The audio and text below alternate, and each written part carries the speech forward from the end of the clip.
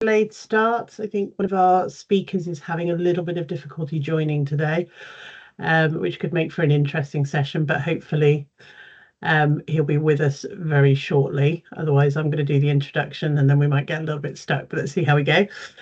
We are just going to wait a minute for a few more people to join as we go. I hope everyone's doing well this afternoon, brought their lunch along with them.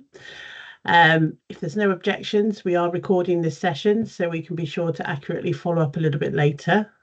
Just wait a little moment longer and see if we can get everybody on board that we need to get on board. I don't know how that happened.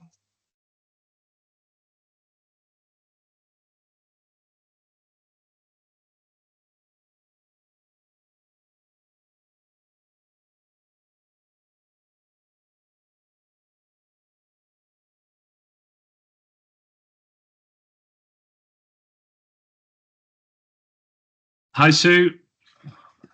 Hi, Matt. We were beginning to worry about you. Oh, I'm so sorry. It was. I did tell you about the trouble I've had with Microsoft Teams. I know. I was just having a nightmare then, but it will get Oh, easy. no problem. It's given us a moment for everybody to join, so we'll probably just crack straight on if that's okay. Yeah, absolutely. Yeah, absolutely. Brilliant. So thank you everyone for joining this second session in our Amberjack Early Careers Expert Series. My name's Su Hadley and I'm the Head of Attraction at Amberjack. Amberjack, as many of you already know, is a leading provider of RPO services to the early careers sector. And we have expertise across attraction, assessment, candidate management, technology and learning and development. So today I'm really very pleased to be joined by Matt Hassey, our Global Customer Success Manager at Horsefly. So everybody say hi to Matt. In last week's session, we took a look at laying the foundations for an effective early careers attraction campaign, and we focus on auditing your attraction strategy and tactics and the period of discovery that is key to really setting the tone for a new attraction campaign. Today, we're going to be exploring how to leverage labour market analytics to build effective early careers attraction campaigns. It is designed to be a short session, but we have a little bit of time for Q&A later on. So please, if you have any questions as we go, do put them in the chat. If we can't answer them all in this session, we will include them in our 6 at 6 follow-up later, which you'll all receive a copy of. So without further ado, to get us started, I'm going to hand straight over to Matt and ask, what is labour market analytics? Yeah, no problem at all. Thanks, Sue. Yeah, hello, everyone. Labour market analytics, I would say, is a great way of proving, essentially backing up what you know with data. There's a good common kind of statement, which is without data, it's just an opinion. And especially in the HR world and talent acquisition, workforce planning, sometimes opinions can clash. So labour market analytics is about enabling teams to be more data-driven, business partner-led, and ensuring you're making the right decisions around talent acquisition, early careers, workforce planning, DE&I, and just arming you with the right data to have that intelligence to make the right decisions for your business. Do you want to tell us a little bit about who Horsefly are? Yeah, and Horsefly is a labour market analytics platform. So we've been going for a long time now. I've been at the business for 10 years. I manage a lot of our clients and also do sales engineering for Horsefly as well. And Horsefly provides data to give you insights on the external market in real time across over 60 countries, supply, demand, salary, gender, university insights, top competitor insights, career pathways, so much data that we offer to help companies to make the right decisions around talent and workforce planning. Brilliant. I think one of the questions that you'll probably get asked, if ask it now, save it going in the chat, but is where is the data gathered from that you guys are using? Yeah, good question. So with our data, we've been tracking where people live online from across the entire social web. So, you know, if you think about engineering people, if you think about software engineer, they're going to be on Stack Exchange, GitHub. They'll have a Facebook profile. They'll be on LinkedIn, Twitter. Horsefly tracks where they live across all of those different sources. We combine that data, we build it into a profile, and then we give you the analytics behind those individuals. So that's the supply side of Horsefly. We also collect jobs from all the major job boards across, you know, Indeed, Naukri in India, Seek in Australia, And we have like a live scrape of jobs to give you an idea of the demand for talent for any skill set or job title. And obviously salary, we come into play as well. We pull salary from jobs that are live as well as online aggregators. So it's kind of that view of a diverse data set from many different social profiles combined into one to give you that view of the market, basically. Brilliant. I was very keen to see you join, Matt, because you're actually going to do us a little bit of a demo now and talk to us about some of the features of Horsefly so that people can see the kind of data, how quick it is to get, and what they can interpret from that. And then we'll talk a little bit more, obviously, about early careers as we go. Yeah, definitely. I think some of the key ways around how I feel like, oh, Sue, I think I'll need sharing access again. I've had to log in via reset it. That's okay. I had to log in via a different Teams invite because I had an absolute nightmare. But if we can, yeah, there we go. Fantastic. So let me just stop sharing actually. Just going to do tab instead.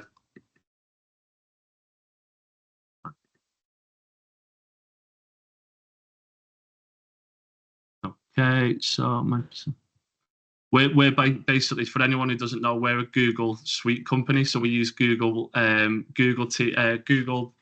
Meet as our main tool, but we're just moving over to Microsoft Teams. We're just getting you some practice, Matt. You're all right. Yeah, absolutely. So if I just share this tab, that should be the Horsefly tab. Can you see Horsefly here? Yep, it's perfect. Good stuff. So yeah, the first things I wanted to kind of touch on around some of the use cases around some of our clients and how they're actually using our data for early careers. The first thing I want to kind of touch on, and this search, by the way, is just looking at engineering graduates or interns or apprentices. And I'm searching across many different locations here just to bring it to life. But in a nutshell, one big use case that you've got around how you could leverage our data is to look at, you know, what levels of experience do people have with particular disciplines. So if you're looking at engineering graduates or finance graduates, you can start to look at like, what is the market like? Is there enough people coming into this sector? And if you look here, you can see that the majority of engineering professionals, graduates, without looking at any level of experience, there's obviously a big talent pool of 8 years plus experience. So you can start to identify, is there a shortage of people coming into different sectors using our data? So if you found out for aerospace engineering, for example, there's only a small percentage of people with 0 to 3 years coming into the sector, then potentially what you've got is a talent shortage in the future. And with an aging workforce, this is a real problem that a lot of businesses are experiencing. So one thing this data can help you to do is build a case around the importance of having an early career strategy. So that's the first thing I wanted to kind of touch on. The other part is, you know, if you are looking at engineering graduates and you want to look at people who've graduated in the last 3 years, for example, this is looking at London, Edinburgh, you know, San Jose, Melbourne, Berlin, Mumbai, Tokyo. So essentially, you could look at engineering graduates, and across any of these locations, you can very quickly identify what is the gender breakdown for engineering graduates, what's the ethnicity breakdown as well, and what universities do people study from across different parts of the world. So you've got this advantage of having our data with Hassey, Sue, that I know that you're using. Is that right? Yeah, we can talk about Hassey a bit, yeah. Yeah, so both of these insights combined can give you really good directional data to say, well, where should we set up our graduate programs? How can we build partnerships with the right universities in Tokyo versus Mumbai versus San Jose, for example? So you have this rich data that would allow you to kind of build an early talent strategy around universities and graduates. Another thing that you can do is you can essentially look at who are the types of businesses that are hiring for engineering graduates across all of these different locations. So, you know, my search here is you can see it here: engineering graduate, graduate engineer, anyone with like a master's of engineering, or and you can see that Google, for example, out of all of those locations, Google are the top employer of engineering graduates. But you can see there's lots of different sectors here that are hiring for engineering graduates. It's not necessarily that you're going to be up against your talent competitors specifically within your industry. you will be competing against all types of industries. And with Horsefly, you've got two different viewpoints. You can see, where are these engineering graduates working for now with 0 to 3 years, or where's their first kind of move into a career, versus who's hiring for engineering graduates right now across these locations. So you can see Google is the biggest employer. However, AECOM are the biggest advertiser right now for engineering graduates, followed by Apple, Transport for London, and you can see some of the other companies there as well. So again, it's some really good insights that you've got. The other thing I wanted to kind of touch on there as well is, once you've actually got your graduates, what type of career program can you actually offer internally to help them to kind of progress within your business, rather than potentially do a graduate program with you guys, gain some really good experience, but then move on to a different company. And the biggest kind of focus for a lot of our clients who use Horsefly is looking at how they can retain their talent and reduce attrition. And one way to do that is look at how you can offer career development programs. So this is looking straight from a graduate engineer, and you can see that they're moving into project engineering roles. They're moving into principal consultant engineers. You've got structural engineering, mechanical engineering. So you can see the different career paths that people take, and you have the ability to do that with any single kind of job, and you can start to map out the career pathways for these type of individuals as well. So there's some of the benefits of Horsefly. There's a hell of a lot more data that you've got. So you could say, okay, well, for graduate engineering, you know, what are the top employer value propositions that those companies like Apple and AECOM, what are they actually talking about on those engineering graduate jobs right now? And you can start to map that out as to say, okay, well, actually, D&I's mostly talked about compensation and benefits, career development and growth, work-life balance and well-being, plus innovation in tech. So there's a whole host of data that you've got here. Anything you want to add, Sue? Specific, I can refer back to the HESA piece of information. So we spoke about it a little bit last week. HESA is the Higher Education Statistics Agency. So what we will do is we will build out a university matrix, which we're going to talk about in a few weeks' time. But we will be able to combine that data and their breakdown of diversity with some of the information that we're seeing here on Horsefly as to how we can specifically target certain groups of individuals. I think from a platform point of view, probably just have a look at, as you say, that EVP thing a little bit more, the difficulty to hire rating, and perhaps talk about the AI search using the job advert content and see what that's all about. Yeah, absolutely. So some of the things that we've launched recently, and this is quite interesting when you look at it for an engineering intern, is that's a difficulty to hire of 10 out of 10. The reason for that is, yes, there's quite a few graduates coming into the different locations, but there's also quite a lot of jobs. So if you look at London in particular, there's more engineering graduate jobs than there are people who have 0 to 3 years experience as a potential graduate as well. So difficulty to hire is 10 out of 10. And this benefit is great across any skill or job title. So, you know, within Horsefly, you could search for specifically a data engineer as an example in those locations. And our data will actually build out a Boolean search linked to data engineers within a few seconds. And if you want to look at those specifically with 0 to 3 years or just female only, there's a lot of granularity within the data.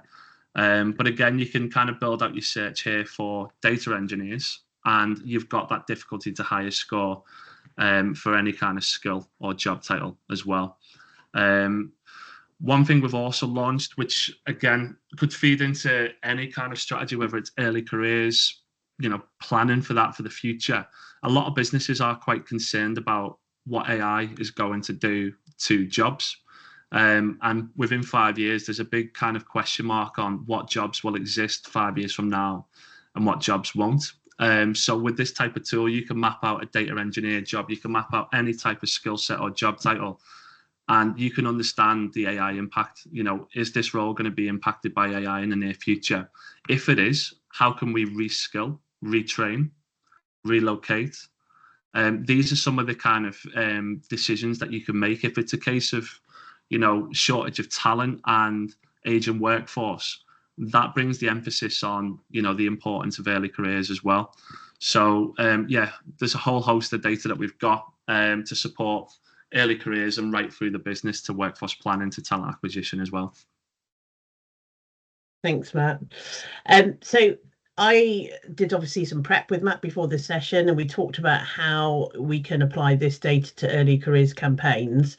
And Matt put together some headlines in terms of where the biggest wins are. So I think the first one was to be able to identify future talent gaps and build compelling business case for your stakeholders. Do you want to talk about that a little bit more? Yeah, I think if we work with a lot with workforce planning teams, and some of the questions that get asked is age and workforce. It's one of the biggest concerns they've got across different sectors. And if you've got data that shows there's a real concern about age and workforce and actually the shortage of people coming into our space, for example, then that will enable you to build a business case to actually secure additional funds to build your early career strategy. So if you haven't got one at the moment, how can you build the business case to actually build one, or get further investment if you've got one as well? So, identifying those future talent gaps with a data tool like Horsefly can help you to make the right decisions about where you might need to focus your early career strategies and focus most attention on as well. So that's one of the use cases, how it's being used as well. Brilliant. I think we've covered off universities a little bit, but I would encourage anybody who's interested to join us in, I think it's 3 weeks' time, on the university's expert series. We're really going to delve into how we build out the university matrix and do some truly inspirational but very basic targeting for the key demographics. I mentioned a little bit about competition. Matt, is there anything that you would add to that? Yeah, I think the competition is identifying that who are you up against for particular skills. Like I say, it's not necessarily that you're always competing in the same sector. You might be competing across different sectors. So it's identifying who your competition are, and then using someone like Amberjack that would do that additional analysis to actually understand, what are the competition talking about in their campaigns? How can you produce the most effective campaign and stay ahead of your competition? So, using our data to identify who those companies are will allow you to do that extra research on, your EVP versus your competition across all sectors really as well. Brilliant. Okay, so I'm going to have a little look at, just a reminder, if you do have any questions for either myself or Matt, that we can either answer at the end of this session or pick up in our takeaways a bit later on, please do pop them in the chat and we'll see if we can get through a few.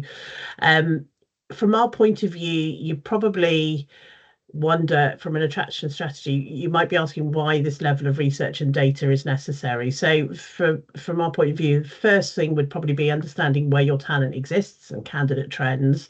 So we're all searching for talent. So identifying where those candidates are with the required skills that have studied, where they live, who they choose to work for, what roles they might have come from, and what roles they typically go into. Matt showed you the career path analysis on there as well. This all helps you to avoid a bit of a spray and pray approach to your attraction campaign and achieve a much more cost-effective and targeted campaign overall. We've also touched on competitors, so looking at how you can set yourself apart from your competitors. So by understanding who the competitors for your talent are, and as we said, they might not be in your immediate sector, you can actually understand the roles that they're offering, the packages that they're offering, and the tactics that they're using to attract top talent. So basically, you can do a little bit of snooping. You can then go away and optimize your offer and look to refine your messaging and set yourself apart from those competitors and look at ways that you can resonate most with the audience that you're looking for.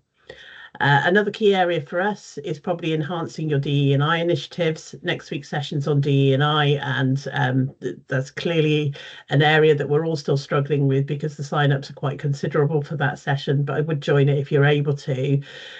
Looking at combining something like the data that you've seen here on Horsefly today with HESA data, for example, you can really define initiatives that will effectively target underrepresented groups.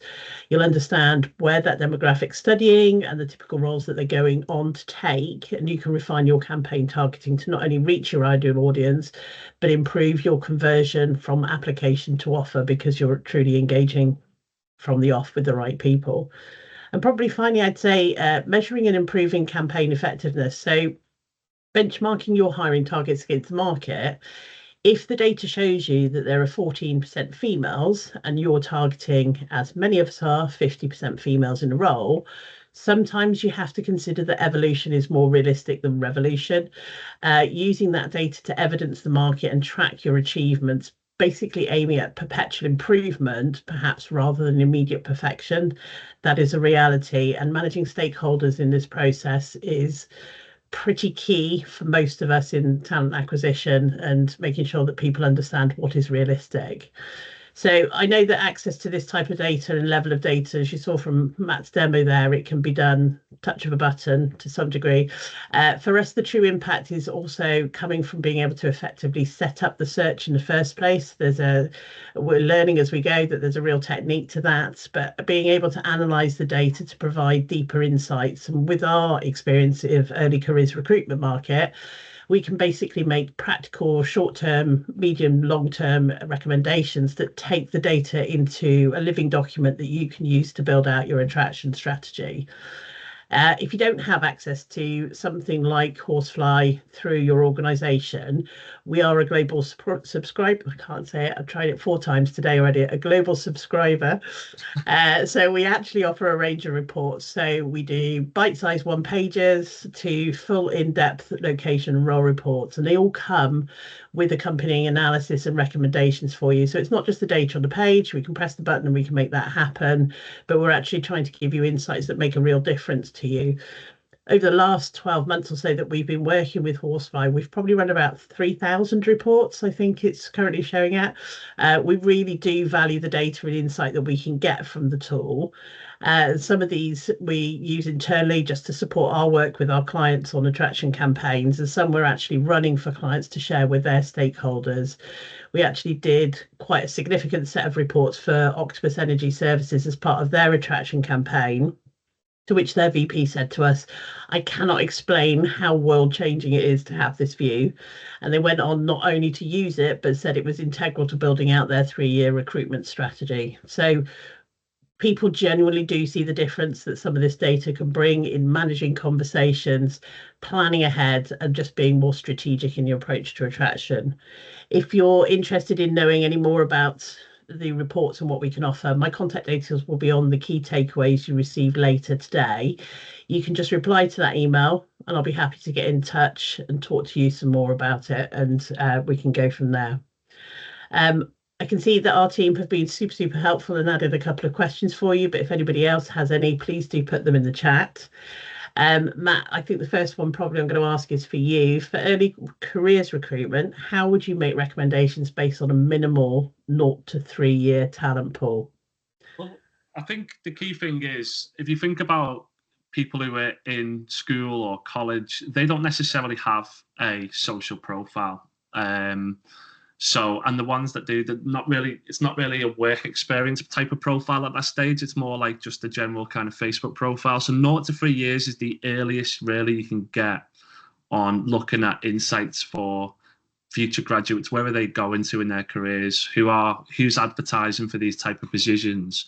But I would also say it can be really useful for getting the most up-to-date university as well. So if I didn't use a filter in Horsefly of 0 to 3 years, it would be showing university data on where people have graduated maybe 20 years ago. And that can change depending on different skills and job titles. So it arms you with the most up-to-date data on where people are most recently graduating from with particular skills or job titles. So that's one way of how you can kind of get that initial data. I would also say the filter of 0 to 3 years can be really useful to tell a story around DE&I as well. So, if you think about diversity, it's super important for a lot of businesses, but the biggest kind of impact is in early careers. So just to bring that to life, if I was to look at like a data engineer now, I know data engineer across the UK is 14% female, but if I filter to 0 to 3 years experience, it actually increases to about 19% female. So that shows that there's more females coming into that sector, which is great insights to build the effectiveness of this type of early career strategy. If I then reverse that and go to 8 years plus experience, it drops to about 11% female. So it does show that there's, the biggest impact of improving diversity is in that 0 to 3 years category. And that's where you can make really good recommendations around, early career strategies. Brilliant. Thanks, Matt. I'm actually going to combine the other two questions to a certain degree, and hopefully it'll answer it in some way. But obviously, we've run an awful lot of reports. We've been using this for about 12 months, and we still continue to learn and grow how to get the most out of the system. But you guys do this all the time, and you work with a much bigger pool of clients. But how, or can you give us some examples of how you've taken the data that you've been able to pull for them from the system to influence their attraction campaigns and influence their hiring processes, their workforce planning? What managing stakeholders is quite a difficult part of the role in talent acquisition. I don't know if you've got any examples that you might be able to share of how that has really come to fruition through the work that you've done on Horsefly. Yeah, we've got a good testimonial that we could share through Mimecast, but they actually used our data to actually build new locations and identify the right location to set up basically an engineering hub, and they leveraged our data to look at what skills were required, what location should we actually identify as a good location to build a hub, what's the cost of that talent, what is the demand, what's the diversity, what is the early careers insights that we can actually then go and build our presence and actually get our brand in front of students and make them aware of us as a new employer in the region. So Mimecast actually used our data to, as part of the workforce planning, first and foremost, identifying the right location.